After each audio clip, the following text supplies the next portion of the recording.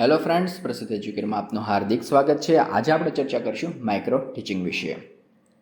માઇક્રોનો અર્થ થાય છે સૂક્ષ્મ અને ટીચિંગનો અર્થ થાય છે શિક્ષણ. એટલે સૂક્ષ્મ શિક્ષણ કહી શકાય, સૂક્ષ્મ અધ્યાપન કહી શકાય, સૂક્ષ્મ પાઠ પણ કહી શકાય છે. એના વિશે આપણે ચર્ચા કરવાની છે.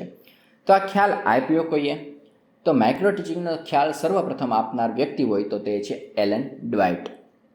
અને સર્વપ્રથમ તેનો પ્રયોગ થયેલો છે 1963માં.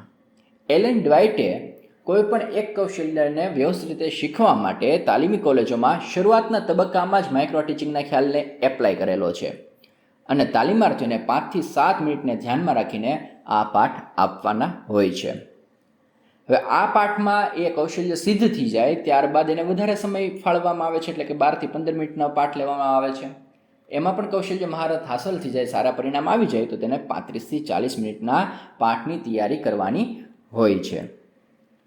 માઇક્રો ટીચિંગ એ વિદ્યાર્થીઓની શીખવાની અધ્યાપન પદ્ધતિ નથી. સમજો, આ પદ્ધતિ નથી, અધ્યાપનની પદ્ધતિ નથી, પણ એણે અમુક કૌશલ્ય જે અઘરા લાગતા કૌશલ્ય હોય, જેને મહારત કરવાની ખૂબ જરૂરત છે, એવા કૌશલ્યનું મહારતપણું હાંસલ કરવા માટે એ આ માઇક્રો ટીચિંગનો ઉપયોગ લેતો હોય છે. એટલે કે એકાદ નાની સંકલ્પના માત્ર ઓછા સમયમાં, એટલે કે 5 થી 7 મિનિટમાં તેનું અધ્યાપન કાર્ય કરીને તેમાં તે કૌશલ્ય મેળવતો હોય છે. એક કૌશલ્ય એક પાઠ દ્વારા મેળવી શકાય. એક જ, એટલે કે 5 થી 7 મિનિટમાં 2 કૌશલ્યોને એક સાથે વિકસાવવાની વાત અહીં થતી નથી. પાઠનું વિષય વસ્તુ અહીં નાનું હોય છે, એટલે કે ઓછું હોય છે. વિદ્યાર્થીઓની સંખ્યા પણ ઓછી હોય છે. અહીં વિદ્યાર્થીઓ પણ કોણ હોય છે? એની સાથે જે ભણતા હોય છે એ જ વિદ્યાર્થીઓ હોય છે. એટલે જ કૃત્રિમ વર્ગખંડની અહીં વાત કરવામાં આવી રહી છે. માઇક્રો ટીચિંગમાં જે આપણે પાઠ દેવાના હોય છે, એની જે આખું પર્યાવરણ ગોઠવેલું હોય છે એ કેવું હોય છે? કૃત્રિમ હોય છે. એટલે વર્ગખંડની જે રચના થયેલી હોય છે કૃત્રિમ હોય છે. પાઠનો સમય પણ કેવો હોય છે? ઓછો હોય છે. હવે વાત કરીએ જુદા જુદા શિક્ષણ સાથે સંકળાયેલા વ્યક્તિઓએ શું મંતવ્ય આપ્યા છે માઇક્રો ટીચિંગ વિશે, એના ઉપર. એલન અને ઈવની વાત કરીએ તો માઇક્રો ટીચિંગ એ નિયંત્રિત પરિસ્થિતિમાં, કઈ પરિસ્થિતિમાં? નિયંત્રિત પરિસ્થિતિમાં અધ્યાપક દ્વારા કરવામાં આવતી પ્રેક્ટિસ છે, મહાવરો છે, જેના દ્વારા એક જ વખતે એક જ કૌશલ્યની તાલીમ ઉપર ધ્યાન કેન્દ્રિત કરવામાં આવે છે. અને એક કૌશલ્ય સિદ્ધ થઈ ગયા પછી જ બીજા કૌશલ્યની તાલીમ લેવા ઉપર ધ્યાન કેન્દ્રિત કરવામાં આવે છે. એને શું કહેલું છે? માઇક્રો ટીચિંગ કહેલું છે, એલન અને ઈવ મુજબ. મેરાનાની વાત કરીએ તો માઇક્રો ટીચિંગ એ માપી શકાય એવો અધ્યાપનનો નમૂનો છે, એવું કહેલું છે. પેક અને ટ્રકરની વાત કરીએ તો માઇક્રો ટીચિંગ એ અધ્યાપન કૌશલ્યના વિકાસને સરળ બનાવવા વિડીયો રેકોર્ડર વાપરી પ્રતિપોષણ સાથે વિશિષ્ટ અધ્યાપન કૌશલ્યોનો સંક્ષિપ્ત રીતે સમજાવવાની પ્રયુક્તિ છે. હવે અહીં વાત આવી છે વિડીયો રેકોર્ડરની. ખાસ કરીને માનો કે તમારે જ તમારી જાતને ખુદને તમારે ફેરફાર કરીને સારી બનાવી છે, અને કોઈ પણ બીજા તમારા સાથી મિત્રો નથી, કોઈ પણ વિદ્યાર્થી મિત્રો નથી, તો તમે શું કરશો? તમારા સામે કેમેરો મૂકી દેશો અથવા વિડીયો કંઈક કોઈ પણ એવો મૂકી દેશો જે વિડીયો લઈ શકે એવી સાધન મૂકી દેશો, અને તમે જ ખુદ તમારા રૂમમાં એ લેક્ચર લેવાની શરૂઆત કરશો અને ખુદનો વિડીયો જોશો કે હું બીજાનો વિડીયો જોઉં ત્યારે મને બહુ મજા આવી, એ આવી રીતના ભણાવે છે, અને ખુદનો વિડીયો જોશો એટલે તમને તમારી ખામી દેખાઈ જશે. અમુક લોકો છે ને બરાબર બહુ બોલતા હોય જ્યારે આપણે લેક્ચર ભરતા હોય ત્યારે, પણ જ્યારે આપણે પણ ખુદ લેક્ચર લેવા જઈએ ને ત્યારે આપણે શું કરીએ ને આપણને ન ખબર હોય. વિડીયો રેકોર્ડરનો ઉપયોગ કરીને આપણે પણ જાણી શકીએ કે આપણામાં શું ભૂલ છે, આપણામાં શું ખામી છે. કેલન અને બેકની વાત કરીએ તો માઇક્રો ટીચિંગ એ વર્ગ શિક્ષણ માટેના શિક્ષકના વર્તનમાં ફેરફાર લાવવા માટે શિક્ષકના વર્તનોને પરોક્ષ રીતે વિકસાવવા માટેની એક અસરકારક પ્રયુક્તિ છે. તો અહીં શું કહેવામાં આવ્યું છે કેલન બેક દ્વારા કે પ્રત્યક્ષ પ્રયુક્તિ નથી, આ કેવી પ્રયુક્તિ છે? વર્તનમાં ફેરફાર લાવવા માટેની પરોક્ષ પ્રયુક્તિ છે. સીધી રીતના પણ વાયા એ આપણામાં વર્તનમાં ફેરફાર લાવી શકે છે. ભટ્ટાચાર્યના અનુસાર શિક્ષકના વર્તનોને પરોક્ષ રીતે વિકસાવવા માટે માઇક્રો ટીચિંગ એ અસરકારક પ્રયુક્તિ છે. કેલન બેક અને ભટ્ટાચાર્ય સેમ જ કહે છે. હવે આપણે વાત કરીએ લક્ષણોની. તો એક જ સંકલ્પના અથવા તો એક જ મુદ્દા ઉપરનું શિક્ષણ કાર્ય અહીં કરવાનું હોય છે. નાના જૂથ સામે જ તે આખી આ ઘટના દોહરાવવાની હોય છે. માઇક્રો ટીચિંગના પાઠ લેવાના હોય છે, એટલે કે 5 થી 7ની સંખ્યામાં જ આ બધું કાર્ય કરવાનું હોય છે. 5 થી 7 મિનિટમાં જ આ કાર્ય કરવાનું હોય છે.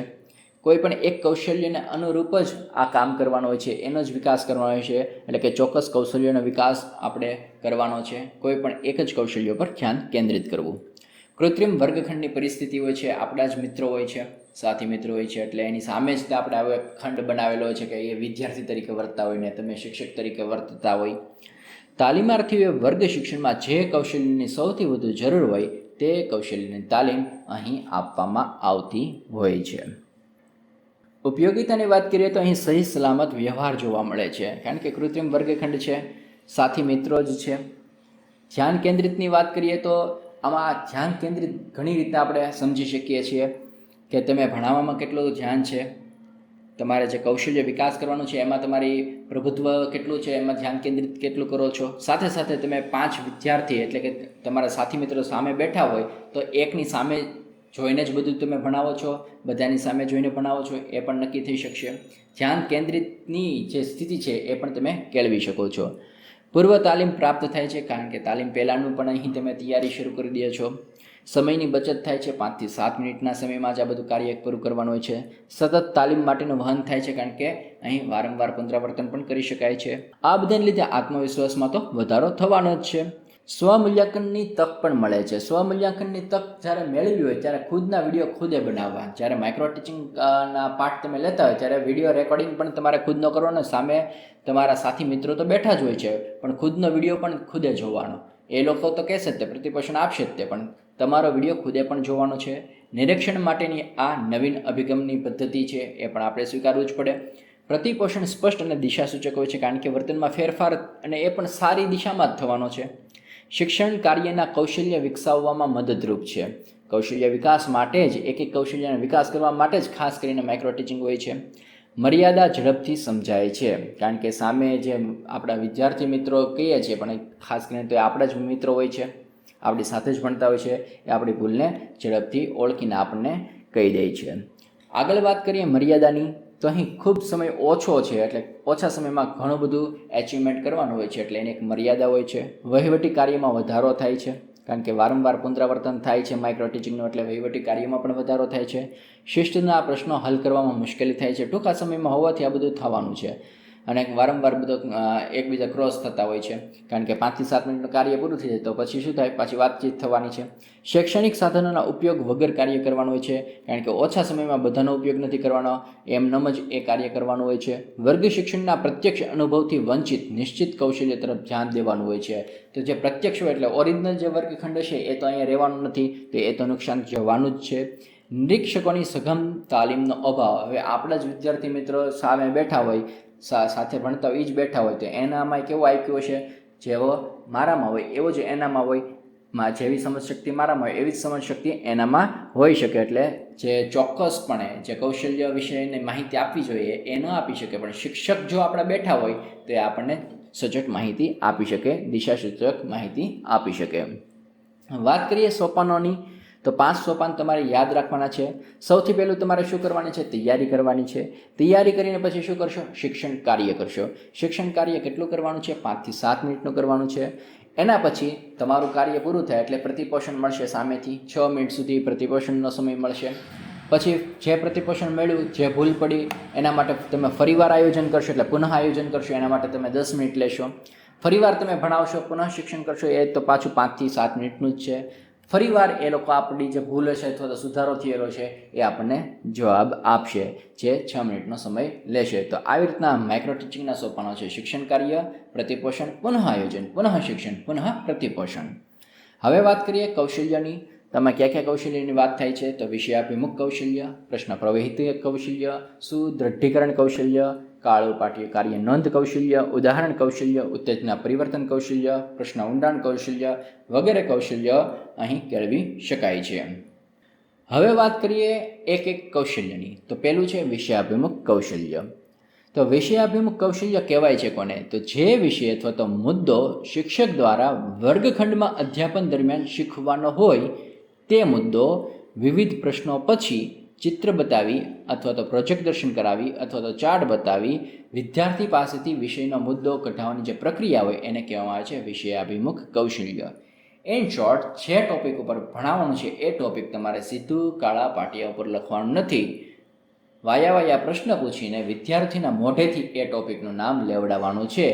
એવા કૌશલ્યને કહેવામાં આવે છે વિષયાભિમુખ કૌશલ્ય. ઉદાહરણ તરીકે સમજીએ કે શિક્ષક હવે ચંદ્ર વિશે ટોપિક લેવા માગે છે. આ તો મેં તમને પહેલાં કહી દીધું છે, બરાબર, ચંદ્ર વિશે. પણ હવે ચંદ્ર શબ્દ વિદ્યાર્થીના મોઢામાંથી કઢાવવાનો છે, એ બોલે, વિદ્યાર્થી બોલે એવું તમારે કરાવડાવવાનું છે. તો સીધું તમારે એમ નથી કહેવાનું આજે આપણે ચંદ્ર વિશે માહિતી લેશું, એના વિશે આપણે ભણવાનું છે એવું સીધું બોલવાનું નથી, પણ વાયા બોલવાનું છે. એવા કૌશલ્યની અહીં વાત થાય છે. તો શિક્ષક પૂછશે વિદ્યાર્થીને પૃથ્વી પર કેટલા ગ્રહો છે. તો પૃથ્વી પર કેટલા ગ્રહો છે એ પહેલાં ભણાવાઈ ગયેલું હોવું જોઈએ. તો અહીંયા પૂર્વ જ્ઞાન કોની પાસે હોવું જોઈએ? વિદ્યાર્થી પાસે એનું પૂર્વ જ્ઞાન હોવું જોઈએ. એવા જ પાછા પ્રશ્નો તમારી પાસે હોવા જોઈએ. હવે એને ખબર જ ન એવા પ્રશ્નો નથી પૂછવાના, પહેલાં ભણાવાઈ ગયું હોય એવા પ્રશ્ન પૂછવાના છે. તો આ એને ખબર હશે કે પૃથ્વી પર 8 ગ્રહો છે, એ વિદ્યાર્થી જવાબ આપશે. હવે 8 ગ્રહો પૈકી કયા ગ્રહ પર જીવન જોવા મળે છે? તો પૃથ્વી પર જીવન જોવા મળે છે એવું વિદ્યાર્થી કહેશે. ફરીવાર શિક્ષક પ્રશ્ન પૂછશે કે પૃથ્વીને કેટલા ઉપગ્રહ છે? તો વિદ્યાર્થી જવાબ આપશે 1. શિક્ષક ફરીવાર પ્રશ્ન પૂછશે તેનું નામ શું છે? તો વિદ્યાર્થી જવાબ આપશે ચંદ્ર. તો શિક્ષક હવે એમ કહેશે કે ચાલો આજે આપણે ચંદ્ર વિશે અભ્યાસ કરીશું. તો ચંદ્ર પહેલાં બોલવાનું નથી, પણ વાયા વિદ્યાર્થીના મુખેથી બોલાવવાનું હોવાથી વિષયાભિમુખ કૌશલ્ય કહેવામાં આવે છે. તો અહીં વિદ્યાર્થીના પૂર્વજ્ઞાનની ચકાસણી પણ થાય છે કે એને યાદ છે કે નહીં ગ્રહો વિશેની માહિતી. વિવિધ પ્રયુક્તિનો અહીં ઉપયોગ થાય છે અને તેના દ્વારા તેની પાસેથી વિષય કઢાવી શકાય છે, એટલે કે વિદ્યાર્થી પાસેથી વિષય કઢાવી શકાય છે.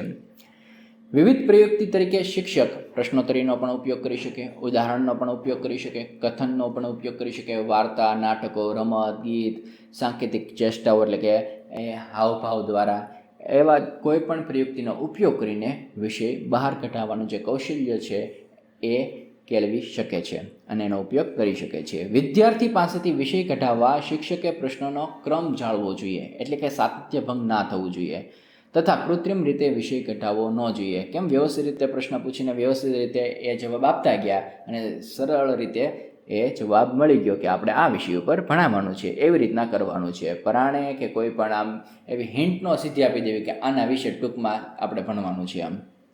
એની પછી વાત કરીએ પ્રશ્ન પ્રવાહિતા કૌશલ્યની. તો વિદ્યાર્થીઓ શું જાણે છે અને શું નથી જાણતા તે જાણવા માટે શિક્ષક દ્વારા પૂછાતા વિવિધ ક્રમિક અને અર્થપૂર્ણ પ્રશ્નોને પ્રશ્ન પ્રવાહિતા કૌશલ્ય કહેવામાં આવે છે. એ 3 બાબત ઉપર આધારિત છે. પહેલું છે પ્રશ્ન પૂછવાનો સમયગાળો. એકલા પ્રશ્ન જ ન પૂછાય, એનો સમયગાળો પણ ફિક્સ હોવો જોઈએ. અર્થપૂર્ણ પ્રશ્ન હોવા જોઈએ, ક્યાંક એનો અર્થ હોવો જોઈએ. અને પ્રશ્નનું તાર્કિક તથા ક્રમિક હોવું જોઈએ. આડેધડ પ્રશ્ન નથી પૂછવાના, ક્રમબદ્ધ જ હોવા જોઈએ, એકબીજા સાથે સંકળાયેલા હોવા જોઈએ. આગળ જોઈએ તો જે પ્રશ્નો બંધારણ, પ્રશ્ન પૂછવાની પ્રક્રિયા તથા નિયતિની દ્રષ્ટિએ અપેક્ષિત અને સ્પષ્ટ તથા યોગ્ય હોય તેને જ આપણે કહીશું અર્થપૂર્ણ પ્રશ્નો. તો અર્થપૂર્ણ પ્રશ્નો કહેવાય કોને? કે બંધારણ વ્યવસ્થિત હોય, પૂછવાની પ્રક્રિયા પણ વ્યવસ્થિત હોય, નિયતિની દ્રષ્ટિએ એ અપેક્ષિત હોય છે તે સમયે, અને સ્પષ્ટ હોય અને યોગ્ય હોય, તો જ એવા પ્રશ્નને કહેવાય અર્થપૂર્ણ પ્રશ્નો. અર્થપૂર્ણ પ્રશ્નો ટૂંકા હોવા જોઈએ અને તેમાં વધારાના બિનજરૂરી શબ્દ ન હોવા જોઈએ. ડી ટુ ડી પ્રશ્ન પૂછાવો જોઈએ. પ્રશ્નો સંગત હોવા જોઈએ, કેમ કે અસંગત પ્રશ્નો પ્રશ્ન પ્રવાહિતા કૌશલ્યને અવરોધે છે. યોગ્ય જ હોવા જોઈએ, જે તે સમય અને જે તે વિષયને અનુરૂપ એ પ્રશ્ન હોવો જોઈએ. શિક્ષણ કાર્ય કરતી વખતે વિદ્યાર્થીઓ સામે રજૂ કરવામાં આવતો પ્રશ્ન એટલે કે પ્રશ્ન પૂછવાની એને પ્રક્રિયા કહેવામાં આવે છે. એ જે પ્રક્રિયા છે ને પ્રશ્ન પૂછવાની, એ પ્રક્રિયાને કહેવામાં આવે છે. હવે શિક્ષકે પ્રશ્ન પૂછવાની પ્રક્રિયા દરમિયાન કઈ કઈ બાબતોને ધ્યાનમાં લેવી જોઈએ એની વાત કરીએ. તો પ્રશ્નોની સમગ્ર વર્ગ સમક્ષ રજૂઆત થવી જોઈએ. એક બેને જ વારંવાર પ્રશ્ન નથી પૂછવાના, આખા વર્ગમાં એ પ્રશ્ન પૂછાવો જોઈએ, એટલે વર્ગ સમક્ષ રજૂઆત થવી જોઈએ. પ્રશ્ન વ્યક્તિગત ન પૂછવા જોઈએ. હમણાં વાત કરીએ મુજબ પ્રશ્નનું પુનરાવર્તન ટાળવું જોઈએ. એકનો એક જ પ્રશ્ન નથી પૂછવાનો. વિદ્યાર્થીઓને પ્રશ્ન સમજવા એને સમય આપવાનો છે, કારણ કે એનું લેવલ એ મુજબનું હોય છે. પ્રશ્નો પૂછવાની ઝડપ વિદ્યાર્થીની વય કક્ષા અનુરૂપ હોવી જોઈએ. એની જે વય કક્ષા છે એ મુજબ જ પ્રશ્ન પૂછવાનો છે, ન ખબર હોય એવા પ્રશ્ન પૂછવાના નથી. પ્રશ્ન પૂછવામાં શિક્ષકનો અવાજ અને આરોહ અવરોહ યોગ્ય હોવા જોઈએ. એ તો આપણે મા બાપ આપણી સાથે એવી રીતના વર્તન કરતા જ હોય છે. આરોહ અવરોહ તો ત્યાંથી જ આપણે શીખતા આવતા હોય છે કે ટોનેશન કેવો હોય છે, આપણને ખીજાવા માગે છે કે શું કહેવા માગે છે, એ આપણને ખબર પડી જાય છે. એવી જ રીતના જ્યારે પ્રશ્ન પૂછતા હોય ત્યારે આરોહ અવરોહ યોગ્ય હોવા જોઈએ અને ટોનેશન પણ, અવાજ પણ યોગ્ય હોવા જોઈએ. પ્રશ્ન પૂછતી વખતે હાવભાવ જાળવવા જોઈએ. પ્રશ્નના ઉત્તરો હા કે નામાં આવે તો તેવા પ્રશ્નોને સ્થાન ન મળવું જોઈએ, કે એનો વ્યવસ્થિત રીતે જવાબ આવવો જોઈએ. સૂચનશીલ પ્રશ્નો પણ ન પૂછવા જોઈએ. અટકળ આધારિત જવાબ મળે તેવા પ્રશ્નો પણ ન પૂછવા જોઈએ, એટલે કે ચોક્કસ જવાબ મળે તેવા પ્રશ્નોને પ્રાધાન્ય આપવાની વાત થાય છે. હવે સમર્થન આધારિત પ્રશ્નો ન પૂછવા જોઈએ. એક ઉદાહરણ જોઈએ કે સમર્થન આધારિત પ્રશ્નો કોને કહેવાય. દાખલા તરીકે પૃથ્વી ગોળ છે, બરોબર ને. હવે પૃથ્વી ગોળ છે, તમે સમર્થન આપવા માંગો છો કે ગોળ છે. આવા પ્રશ્નોને સમર્થન આધારિત પ્રશ્ન કહેવામાં આવે છે. હવે પડઘાધારિત પ્રશ્ન કોને કહેવામાં આવે, તો પડઘાધારિત પ્રશ્ન નિષ્પત્તિ પણ યોગ્ય નથી. જેમ કે ભારતનું રાષ્ટ્રીય પ્રાણી વાઘ છે, આપણું રાષ્ટ્રીય પ્રાણી કયું છે. હવે તમે જવાબ આપી જાઓ ફરી વાર, પાછું એમાંથી સવાલ પૂછો છો, એને પડઘાધારિત પ્રશ્ન કહેવામાં આવે છે. તો ઘણીવાર અઘરા કે ઊંચી ક્ષમતાવાળા કે પૂર્વ જ્ઞાનના અભાવના કારણે પણ કે કોઈ પણને રસ ન હોય એવા પ્રશ્નો વિદ્યાર્થીઓ સમક્ષ નથી પૂછવાના. એ પણ તમારે ધ્યાન રાખવાનું છે. સમજાય છે. અને પૂર્વ જ્ઞાન હોય એને રિલેટેડ પ્રશ્ન પૂછવાના છે. એની પછી વાત કરીએ સુદૃઢીકરણ કૌશલ્યની. તો વિદ્યાર્થીઓએ આપેલા પ્રશ્નના જવાબના બદલામાં હવે શિક્ષક ક્યાંક ને કંઈક પ્રોત્સાહન આપશે, અમુક તો હતોત્સાહિત કરી નાખતા હોય છે. તો અહીં સુદૃઢીકરણમાં શું કરવાનું, પ્રોત્સાહન આપવાનું છે. તો જવાબ આપે કોઈ પણ વિદ્યાર્થી, તો વિદ્યાર્થીઓને શિક્ષક શું કહેશે, ખૂબ સરસ, અતિ ઉત્તમ, સરસ જેવા પ્રોત્સાહન પૂરું પાડતા શબ્દોને કહેવામાં આવે છે સુદૃઢીકરણ કૌશલ્ય. એવા બે પ્રકારના હોય છે, હકારાત્મક હોય અને નકારાત્મક પણ હોય. હકારાત્મક અને નકારાત્મક પાછા બે પ્રકાર પડે, શાબ્દિક અને અશાબ્દિક. સૌથી પહેલાં વાત કરીએ હકારાત્મક સુદૃઢકોની. તો વિદ્યાર્થીઓના જવાબના બદલામાં શિક્ષક જો સરસ, ખૂબ સરસ, ઉત્તમ, અતિ ઉત્તમ વગેરે શબ્દો દ્વારા વિદ્યાર્થીને પ્રોત્સાહિત કરતો હોય તો તેવા શબ્દોને કહેવામાં આવે છે હકારાત્મક સુદૃઢકો, અને શબ્દના રૂપમાં હોવાથી તેને શાબ્દિક હકારાત્મક સુદૃઢકો કહેવામાં આવે છે. ઘણીવાર શિક્ષક સ્મિત દ્વારા, એટલે કે સ્માઇલ આપીને, માથું હલાવીને, વિદ્યાર્થીની પીઠ થાબડીને એવી રીતના એને પ્રોત્સાહિત કરતો હોય તો તેમાં શબ્દનો ઉપયોગ નથી થયો, તો તેને અશાબ્દિક હકારાત્મક સુદૃઢકો કહેવામાં આવે છે. વાત કરીએ નકારાત્મક સુદૃઢકોની. તો વિદ્યાર્થીઓએ જ્યારે જવાબ આપતા હોય અને જવાબના બદલામાં જ્યારે શિક્ષક કોઈ ખરાબ અથવા તો હતોત્સાહિત કરે એવા શબ્દો કહે અથવા તો એવી ચેષ્ટા કરે તો તેવા સુદૃઢકોને કહેવામાં આવે છે નકારાત્મક સુદૃઢકો. જેમ કે મૂર્ખ, ગધેડો, ઠોઠ એવા શબ્દો જ્યારે શિક્ષક વાપરતા હોય તો એવા શબ્દોમાં એને હતોત્સાહિત કરેલું હોવાથી તેને શાબ્દિક નકારાત્મક સુદૃઢકો કહેવામાં આવે છે. પણ જો ડસ્ટર પછાડીને એક ધૃણા દેખાડીએ છીએ, આંખો કાઢીએ છીએ, ગુસ્સાથી વિદ્યાર્થી સામે જોઈએ છીએ, તો એવા બધા જે સુદૃઢકો છે એમાં શબ્દનો ઉપયોગ નથી થતો, તો તેથી તેને કહેવામાં આવે છે અશાબ્દિક નકારાત્મક સુદૃઢકો. એની પછી વાત કરીએ કાળું પાટિયું કાર્ય કૌશલ્યની. તો કાળા પાટિયા કે શ્યામ ફલક કે કૃષ્ણ ફલક પર શિક્ષક જે તે લખે તેને કહેવામાં આવે છે કાળા પાટિયાનું કાર્ય, એટલે કે કાળા પાટિયા પર કરવામાં આવતું કાર્ય લખાણ કહેવામાં આવે છે. એના લક્ષણો ક્યાં ક્યાં છે? પ્રત્યેક અક્ષર એમાં સ્પષ્ટ હોવો જોઈએ, વિદ્યાર્થીને વચાવવો જોઈએ વ્યવસ્થિત રીતે, હસ્તાક્ષર સુવાચ્ય હોવા જોઈએ, બે અક્ષરો અને શબ્દો વચ્ચે યોગ્ય અંતર હોવું જોઈએ, ઓવરલેપ ન થવું જોઈએ, અક્ષરો યોગ્ય કદના હોવા જોઈએ, નાના મોટા ન થવા જોઈએ, લખાણ સીધી લીટીમાં થવું જોઈએ, બે લીટી વચ્ચે પૂરતી જગ્યા જાળવવી જોઈએ. બે લીટી વચ્ચે બહુ ઓછી જગ્યા હોય ને એની પછી પાછી જગ્યા વધારે મુકાઈ જાય એવું ન થવું જોઈએ. અક્ષર ઉપરા ઉપરી કે વાક્ય ઉપર બીજું વાક્ય કે અક્ષર ના લખાઈ જાય તે જોવું જોઈએ. વિષય વસ્તુના એકમ કે મુદ્દા સિવાયનું કંઈ બિનજરૂરી લખાણ એમાં હોવું જોઈએ નહીં. મુદ્દા ટૂંકા અને સાદા તથા રંગીન ચોકના ઉપયોગથી અલગ પડતા હોય તેવું કાર્ય કરવાનું છે. એની પછી વાત કરીએ કે કાળા પાટિયાનો ઉપયોગ કરતા પહેલાં, એટલે કે લખતા પહેલાં કઈ બાબતને શિક્ષકે ધ્યાનમાં લેવી જોઈએ. તો આ કાર્ય કરતાં પહેલાં એ વ્યવસ્થિત રીતે સાફ છે કે નહીં એ જોવું જોઈએ. ન સાફ હોય તેને વ્યવસ્થિત રીતે સાફ કરવું જોઈએ, અથવા તો એવી જ આદત રાખવી જોઈએ કે જે લેક્ચર લઈ એ લેક્ચર પૂર્ણ થતાં વ્યવસ્થિત રીતે બોર્ડને સાફ કરી નાખીએ. એટલે કે કાળા પાટિયા કાર્ય પછી કાળું પાટિયું સ્વચ્છ કરવું જોઈએ. કાળા પાટિયા અને વિદ્યાર્થી વચ્ચે આવવાનું ટાળવું જોઈએ. જ્યારે લખતા હોય ત્યારે હાથ ખાલી દેખાવો જોઈએ, એટલે કે તમે જે શબ્દ લખો છો એમાં આખા તમારે આડા આવી જવાનો નથી. ચોક અને ડસ્ટર સાથે વર્ગ પ્રવેશ કરવો જોઈએ, લીધા વગર નહીં આવવાનું, એવું નહીં બનવું જોઈએ. વિષય વસ્તુ કે વ્યાકરણની ભૂલ વગરનું લખાણ હોવું જોઈએ. પણ મેથ્સ સાયન્સના જે શિક્ષક હોય ને એમાં થોડી ઘણી ભૂલ આવતી જ હોય છે પહેલેથી, પણ એ પણ ટાળવી જોઈએ. મહત્ત્વની વાત કરીએ તો તે દ્રશ્ય સાધન છે, કારણ કે જોવાના છે વિદ્યાર્થીઓ, તેનાથી વિદ્યાર્થીઓ સમજણ મેળવે છે. કાળા પાટીય કાર્ય એ દ્રશ્ય અને શ્રાવ્યનું સંયોજન છે, કારણ કે સાથે સાથે શિક્ષક પણ બોલતા હોય છે, એટલે દ્રશ્ય અને શ્રાવ્ય બંનેનું એક સંયોજન થતું હોય છે. અપરિચિત શબ્દો લખીને સમજાવી શકાય છે. કાળા પાટિયાથી એકમ વધુ સ્પષ્ટ બને છે. નકશા, આકૃતિ, આલેખો દોરી શિક્ષણને વધુ અસરકારક બનાવી શકે છે.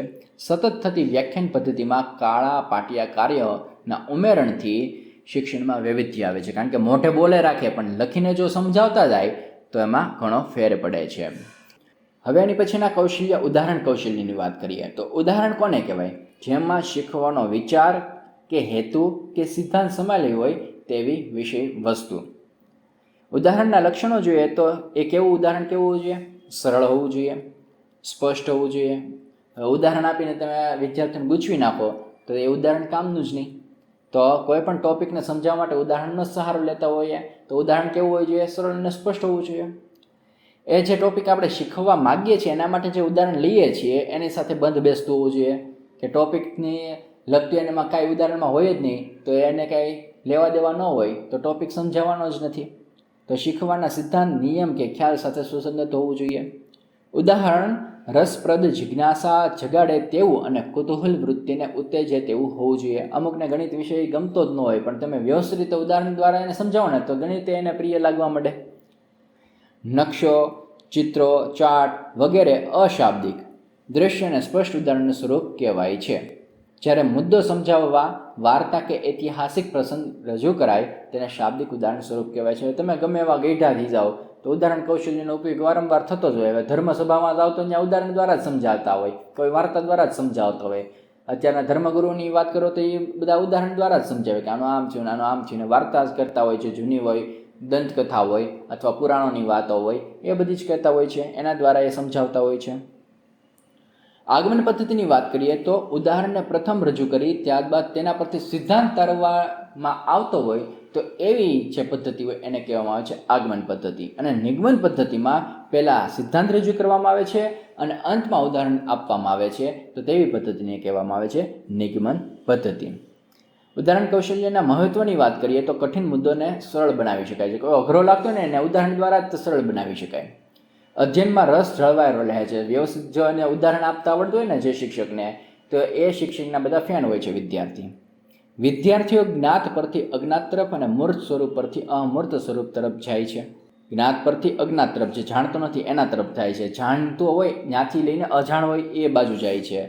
અને મૂર્ત એટલે જેને જોઈ શકે છે ત્યાંથી નથી જોઈ શકતો ત્યાં સુધી જાય છે. જેમ કે ઇલેક્ટ્રોનની વાત, આપણે ઇલેક્ટ્રોન જોઈ નથી શકતા પણ હવે દેખાડીને પછી એને ઇલેક્ટ્રોનની કલ્પના તરફ લઈ જાય છે. વિદ્યાર્થી સમજણપૂર્વક સિદ્ધિ પ્રાપ્ત કરી શકે છે. હવે એની પછીનું જે કૌશલ્ય છે તે છે ઉત્તેજના પરિવર્તન કૌશલ્ય. વિદ્યાર્થીઓનું અધ્યયન અધ્યાપન પદ્ધતિમાં ધ્યાન ટકાવી રાખવા માટે શિક્ષક દ્વારા ઉપયોગ થતી વર્તન પરિવર્તનમાં ફેરફારની પ્રક્રિયા એટલે એને કહેવામાં આવે છે ઉત્તેજના પરિવર્તન કૌશલ્ય. હવે બધી એડવર્ટાઇઝ છે ને એ એક પ્રકારની ઉત્તેજના પરિવર્તન કૌશલ્યનો જ ઉપયોગ કરતો હોય છે. એટલે તમે કોકથી કંટાળી જાઓ, કોઈ પ્રોડક્ટથી કંટાળી જાઓ, એ ન કંટાળી જાઓ એના માટે તમને ગ્લેમર આપવામાં આવતું હોય, વારંવાર ઉત્તેજના આપવામાં આવતી હોય છે. એ કૌશલ્યમાં ઉપયોગ વારંવાર થતો હોય છે. એટલે તમે કોઈનાથી કંટાળી ન જાઓ, એ કૌશલ્યની વાત થાય છે. હવે હલનચલનની વાત કરીએ તો શિક્ષણ કાર્ય દરમિયાન શિક્ષક દ્વારા થતું સતત હલનચલન એ એના ઘટક છે. હાવભાવની વાત કરીએ તો વિષય વસ્તુના મુદ્દા અનુરૂપ હાવભાવ લાવવા. દાખલા તરીકે સારી વાત હોય તો સ્મિત આપવું, અમુક એવી આમ આશ્ચર્ય ઘટિત ઘટના બની ગઈ હોય તો આશ્ચર્ય જેવા હાવભાવ લાવવા, આંખો કાઢવી વગેરે. આરોહ અવરોહની વાત કરીએ તો વ્યાખ્યાન દરમિયાન વાક્યોના જે ટોનેશન હોય એ જાળવા ખૂબ જ જરૂરી છે અને એ મુજબ ફેરફાર પણ કરતા રહેવા જોઈએ. કેન્દ્રીકરણની વાત કરીએ તો વિદ્યાર્થીનું ધ્યાન કેન્દ્રિત કરવા માટે ક્યારેક શાબ્દિક કે અશાબ્દિક પ્રવૃત્તિનો ઉપયોગ પણ કરવો પડતો હોય તો તેવી ઘટનાને કહેવામાં આવે છે કેન્દ્રીકરણ. વિરામની વાત કરીએ તો અટકવું પડે છે અમુક સમયે. તો શિક્ષણ કાર્ય દરમિયાન કથનમાં ચોક્કસ સમયે મૌન પાળવું કે થંભી જવું કે અટકવું એને કહેવામાં આવે છે વિરામ. વર્ગ વ્યવહારના પરિવર્તનની વાત કરીએ તો શિક્ષણ કાર્ય દરમિયાન વ્યાખ્યાન આપતા અચાનક પ્રશ્નો પૂછવા, ચાર્ટ દોરવો, નકશા દોરવા, ચિત્રો બતાવો વગેરેને વર્ગ વ્યવહાર પરિવર્તન કહેવામાં આવે છે. એક જ રીતે આખો તમારે લેક્ચર લેવાનું નથી, વચ્ચે વચ્ચે થોડો ચેન્જીસ કરતો રહેવાનું છે. એ જે ચેન્જીસ કરતો રહેવાની જે પ્રક્રિયા છે એને કહેવામાં આવે છે વર્ગ વ્યવહાર પરિવર્તનની પ્રક્રિયા. Okay friends, thank you. Hello friends, પ્રસિદ્ધ એજ્યુકેટરમાં આપનું હાર્દિક સ્વાગત છે. આજે આપણે ચર્ચા કરીશું માઇક્રો